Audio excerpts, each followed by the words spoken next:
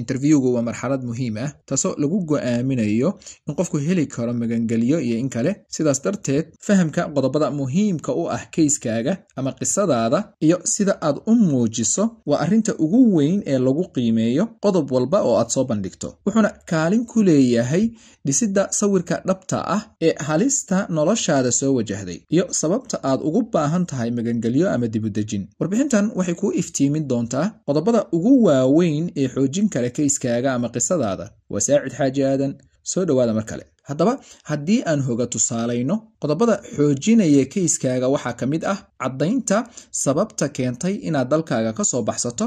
waxa muhiim ah in si fiican loo sharxo khataraha iyo hanjabaadaha kugu khasbay inaad ka soo tagto dalkaagii hooyo. tusaale ahaan, haddii ay jirtay hanjabaad joogto ah ama cabsi dil la xiriirta, waa inaad si cad oo la fahmi karo u faahfaahiso. qodobka labaad waa isku xirka sheekadaada iyo xaqiiqooyinka dhabta ah. jawaabahaagu waa inay la jaanqaadaan dhacdooyinka runta ah ee hadalkaaga ku jira, sida dilka, dhaawaca, afduubka ama guud ahaan xaaladaha aad dhibanaha u ahayd. waxaadna ogaataa qodobada lala xiriirinayo xaqiiqooyinka aad ka warbixisay waxay kayskaaga ka dhigi karaan mid xooggan. qodobka saddexaad waa joogtaynta. fahamka waxa aad rabto in aad gudbiso wuxuu kaa caawinayaa in aanad iskhilaafin marka su'aalo badan lagu weydiiyo. sheekadaada oo aan isburinin waxay kalsooni ku abuuri kartaa qofka ku waraysanaya. qodobka afaraad waa muujinta xaaladaha gaarka ah ee adi ahaan kugu dhacay. waxa muhiim ah in aad fahamto in kayska qaxootigu ku dhisan yahay duruuftaada gaarka ah ee aanu ahayn mid ka hadlaya guud ahaan dhibaatada dalkaaga ka taagan. sidaa darteed in aad xoogga saarto waxa kugu dhacay adiga iyo wax walba oo khatar ku ah noloshaada waa qodob weyn oo xoojinaya doodaada.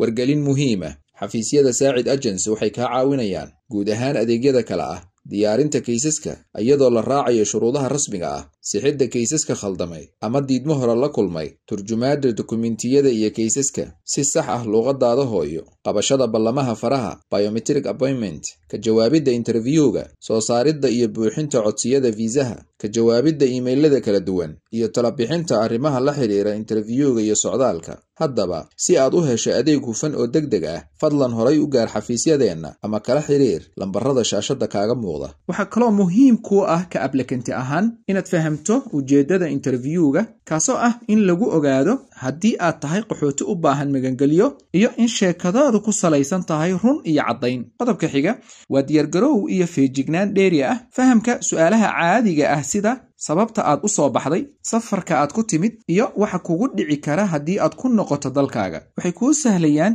inaad si kalsooni leh uga jawaabto su'aalaha. qodobka saddexaad waa qaab dhismeedka kalsoonida iyo daacadnimadaada. marka aad fahamto muhiimadda doodda, waxaad awood u leedahay in aad si toos ah oo aan buunbuunin lahayn u jawaabto. daacadnimaduna waa qodobka ugu weyn ee lagu qiimeeyo qofka. qodobka xiga waa xoojinta codsigaaga, sharci ahaan iyo bini'aadannimo ahaanba. fahamka waxa muhiimka u ah kayskaaga wuxuu kuu sahlayaa in kayskaaga loo qiimeeyo si dhab ah, taasoo sidoo kale kordhinaysa fursadaada guusha. fahamka qodobada xoojinaya kayskaaga iyo sida guud ahaan interviewga qaxootigu u shaqeeyo waxaan oran karnaa waa aas-aaska guushaada. marka aad si cad u qeexdo sababaha kugu qasbay inaad soo baxsato, aadna u ilaaliso isku xirnaanta sheekadaada, islamarkaana aad muujiso xaaladaha gaarka ah ee aad wajahday ama kugu dhacay, waxay taasi kordhinaysaa fursadaha aad ku kasban karto kalsoonida qofka ku waraysanaya iyo in codsigaaga si dhab ah loo tixgeliyo.